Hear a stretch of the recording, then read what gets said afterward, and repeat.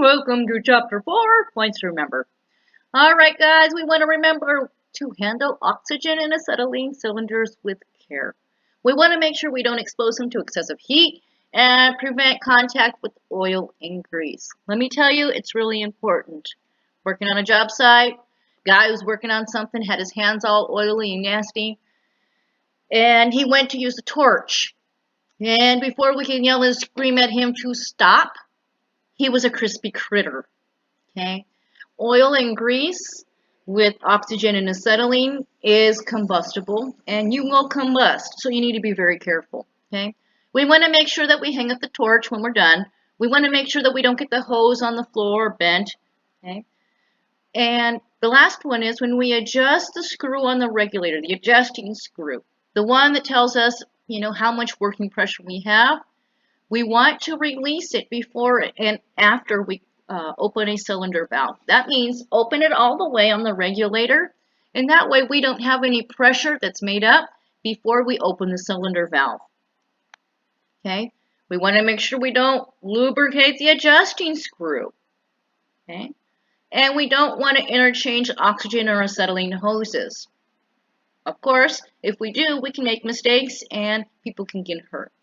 We also want to make sure that we check for leaks. Where will we check for leaks at? Anywhere anything screws together. So that means at my regulator, at my cylinder valve, where my hoses connect, and where my welding torch connects. I'm going to put soapy water on them. And if it creates bubbles, then I know that I have a leak and then I need to check it out.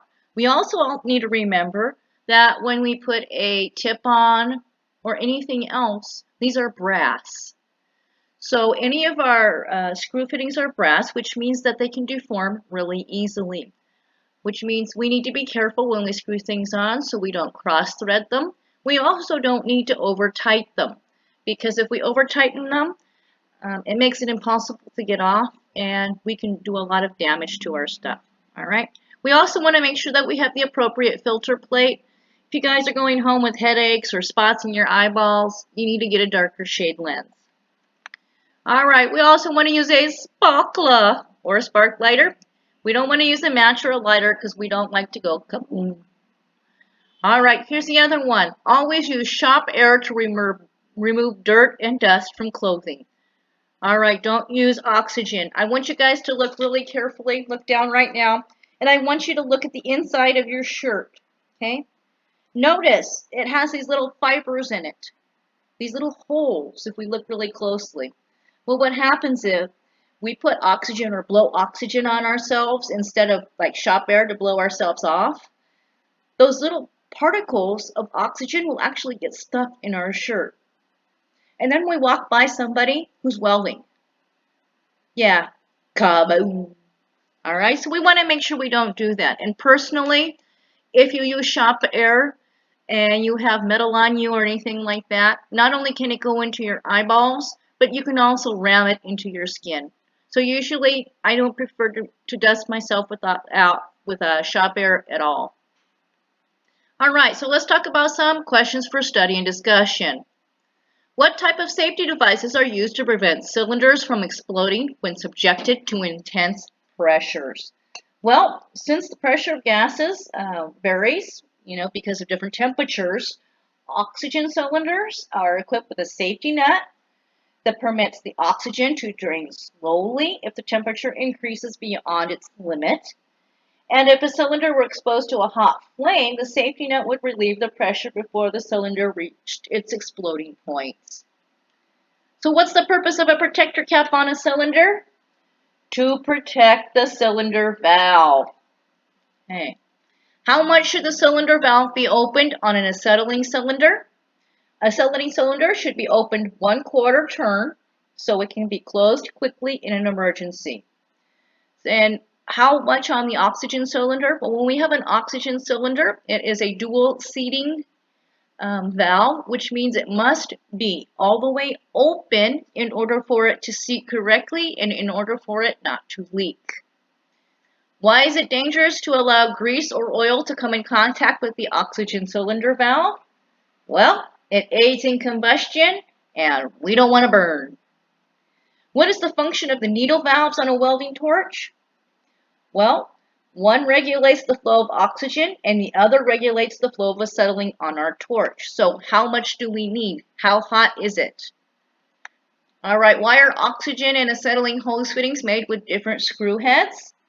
Well, oxygen is right hand and acetylene is left hand, and we want to make sure that we don't have a chance of interchanging the hoses, because if we think we're using oxygen and we're using acetylene, bad things can happen, okay? How is the size of a welding tip indicated? Well, the size of a welding tip, or the number that we call a welding tip, is based on the diameter of the opening of the orifice, okay? What could happen if pliers are used when we remove welding tips? Well, welding tips should be used and put on by hand and taken off by hand. If we use pliers, the tips can be damaged, we can pinch it shut, or just because, they're pliers, we can make it even unusable. We can even damage our own torch. Okay, what is a tip cleaner? A tip cleaner cleans the tip of your torch. And why should we use it? Well, we want to make sure that we use it regularly to clean out any type of carbon and other contaminants to make sure we have a free flowing of gas to avoid any type of backfire or flashback. What is a two-stage pressure regulator? A two-stage regulator, let me give you the official definition, okay? With a two-stage regulator, the reduction of the cylinder pressure from that required at the torch is accomplished in two stages. In the first stage, the gas flows from the cylinder into a high-pressure chamber. A spring and a diaphragm keep a predetermined gas pressure in that chamber. Okay. For oxygen, the pressure is usually 200 psi, and for acetylene, about 50 psi. From the high-pressure chamber, it goes into a reducing chamber. This is the second stage. And control of the working pressure in the reducing chamber is governed by the adjusting screw. Do you guys get that? It goes from high pressure to low pressure, and we're able to adjust it. So why is it dangerous to light a torch with a match or a lighter? Ba-boom, boom. All right. What are the advantages and disadvantages of using MAP gas? Well, methyl acetylene propylene.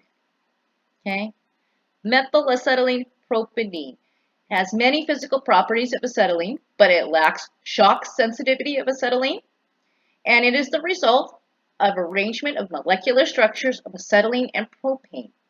When these two gases are combined, their molecular structures changed, and it makes a very stable gas. The flame has a near temperature comparable to acetylene, but it's not quite as hot. And I realized I missed question number 11.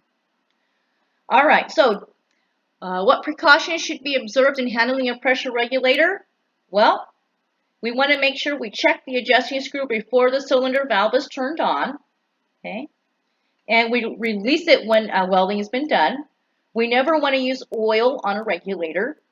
We do not want to attempt to interchange the oxygen and acetylene regulators. If a regulator does not function right, shut off the gas and have somebody qualified to check it out and to service it, okay? That means you or I do not have that knowledge. Do not attempt to take it apart. You can really hurt yourself. Check the regulator for creeping. So if the regulator creeps or does not remain at a set pressure, have it repaired immediately. Creeping can be seen on the working pressure gauge after the needle valves on the torch are closed. A creeping regulator usually requires that the valve seat or stem be changed. We want to make sure that we check the mechanisms regularly. If the gauge pointer fails to go back to the pin when the pressure is released, of course, the mechanism is sprung, and we need to make sure we get it taken care of. We always want to keep a tight connection between the regulator and the cylinder. If the connection leaks after tightening, we need to close it and put it back on. We also need to clean the inside of the cylinder valve seat and the regulator inlet nipple. That's pretty much it, I think. All right, let's go. Hydrogen is often used instead of acetylene for what operation? Well, oxygen and hydrogen make a low temperature flame, and it's usually used on aluminum.